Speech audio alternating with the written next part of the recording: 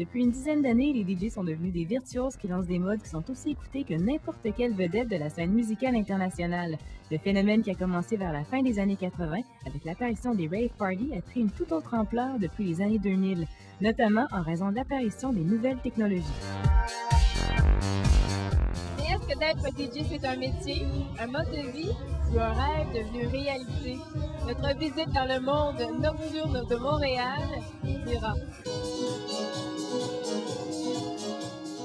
Sandy Duperval chante depuis l'âge de 3 ans. À l'âge de 14 ans, elle signe son premier contrat avec DJ Records, fondé par la styliste de Whitney Houston, Diane Johnson. En 2004, elle participe au concours de relève musicale Star Academy et elle termine parmi les finalistes.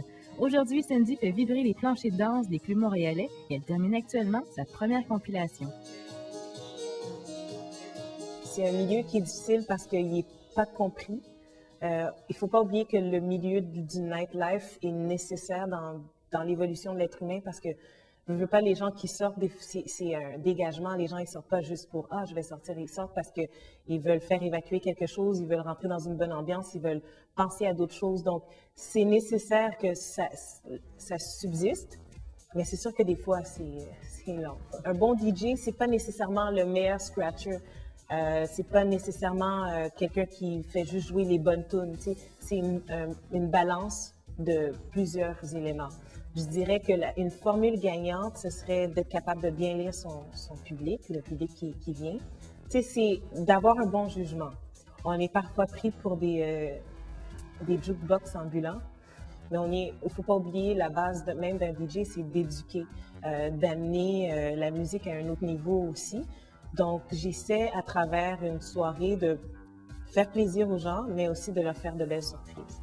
Plus tu joues un style qui est recherché, mieux tu es payé. Donc, recherché, ça peut être autant underground que commercial. Il faut regarder le côté marketing. C'est difficile pour les gens de venir à des soirées, même si, OK, il y a des gens qui vont venir, qui vont encourager, mais quand on a un produit ou quelque chose auquel on peut être identifié, ça permet aux gens de venir nous voir et faire « ah, moi, j'ai aimé ton album, je sais que ta soirée, elle va avoir l'air de ça ». Le but de la majorité des DJ, c'est d'amener la musique à une évolution, donc soit par la création, ou soit par le remixage. Donc, le DJ en soi, il est un artiste parce qu'il fait vivre d'autres artistes, puis en même temps, il contribue à l'art.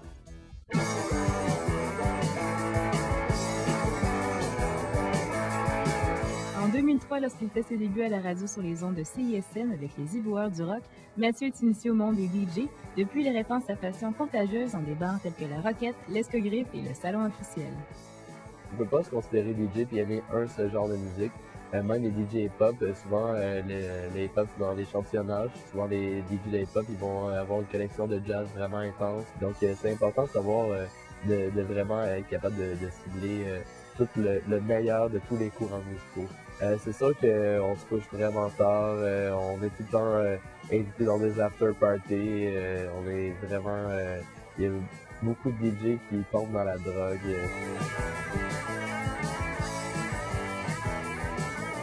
Les gens demandent souvent toujours les mêmes chansons, c'est un petit peu dommage, mais pour se renouveler, j'essaie d'intégrer des nouvelles chansons entre ces succès très connus-là, puis à l'usure, ça finit par devenir des nouveaux hits. Mon but, c'est de découvrir une 60aine de disques que j'ai jamais écoutés chaque semaine par rapport à mon émission de radio, puis par rapport aussi à mes sets de DJ. Avant, je prenais des bacs de recyclage fin de vinyle, un peu comme ici. C'est ça, puis ça a vraiment changé au niveau du transport de mon matériel. Maintenant, j'ai un petit sac à dos qui rentre mon laptop, j'ai un iPod de 160 gigs. Souvent aussi, mes disques super rares ont été endommagés durant mes gigs de DJ. Donc, c'est sûr que le numérique, ça a complètement changé et le téléchargement gratuit a vraiment accéléré le processus de découverte musicale. Pour moi, j'utilise la poésie des autres pour exprimer ce que je ressens, et ça peut peut-être être une forme d'art en soi.